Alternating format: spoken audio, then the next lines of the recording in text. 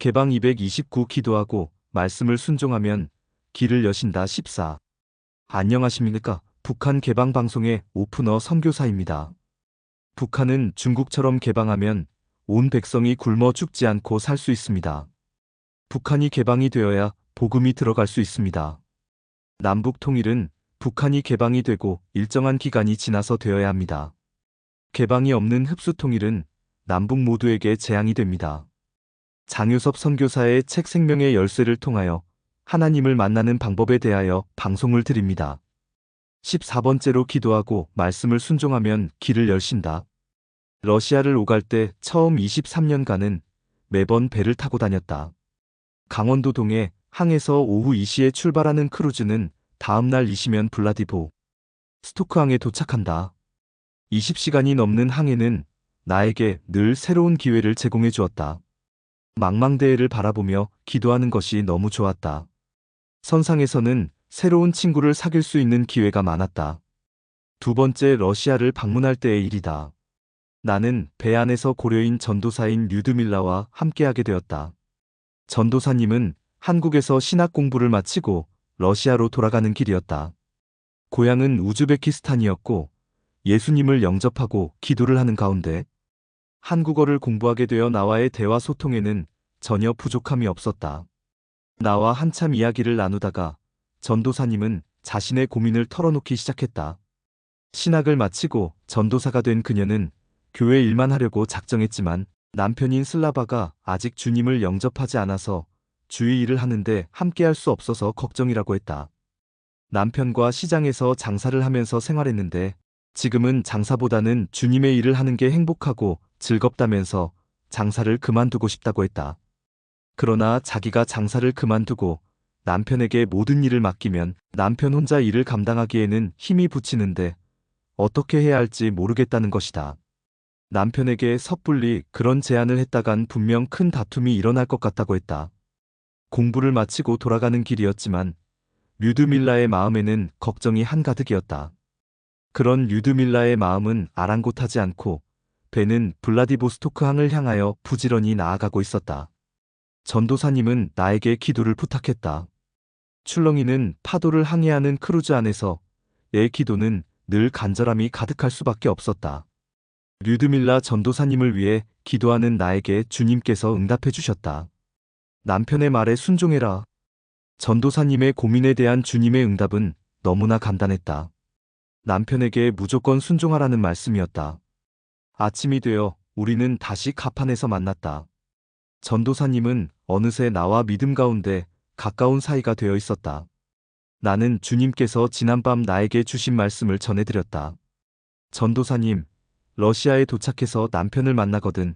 전도사님 의견을 말하지 말고 남편의 의견을 듣고 무조건 받아들이세요.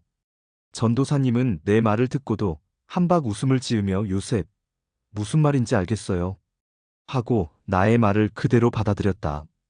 이해시킬 것도 설득할 것도 없이 무조건 남편이 시키는 대로 하겠다고 했다. 우리는 서로 손을 잡고 주님의 인도하심에 감사의 기도를 드렸다. 블라디보스토크항에 도착하자 모두들 마중 나온 가족들을 만나 이리저리 흩어지는 모습이 연출되었다. 전도사님도 마중 나온 남편과 반갑게 만났다.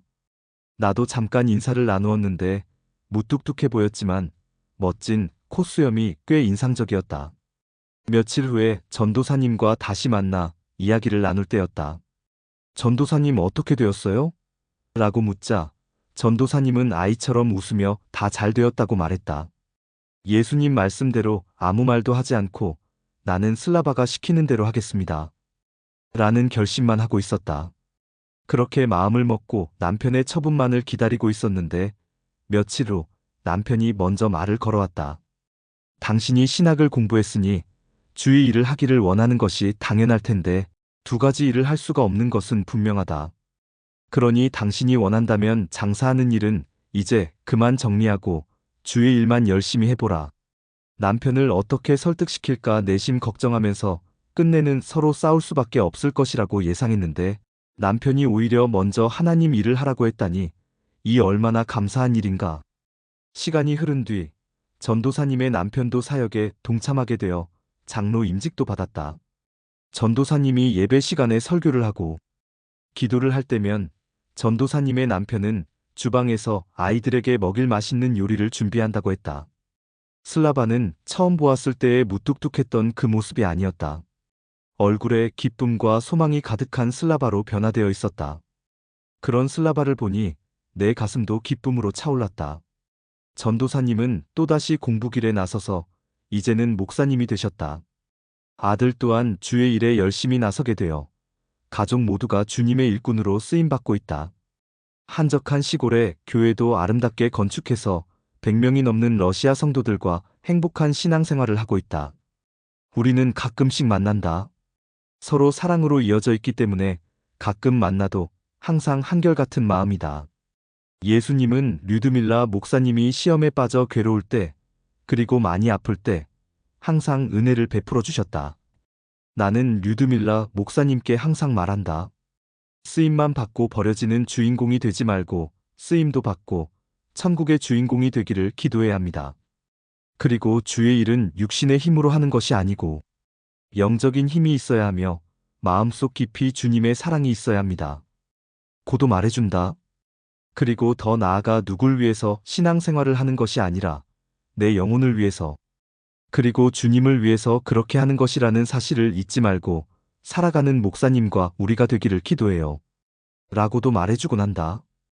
요한복음 17장 3절 영생은 곧 유일하신 참 하나님과 그가 보내신 자 예수 그리스도를 아는 것이니이다. 계속하여 하나님을 만나는 사람들의 이야기를 전해드리고자 합니다. 하나님의 만남의 기적 14번째 이야기를 기대하여 주세요.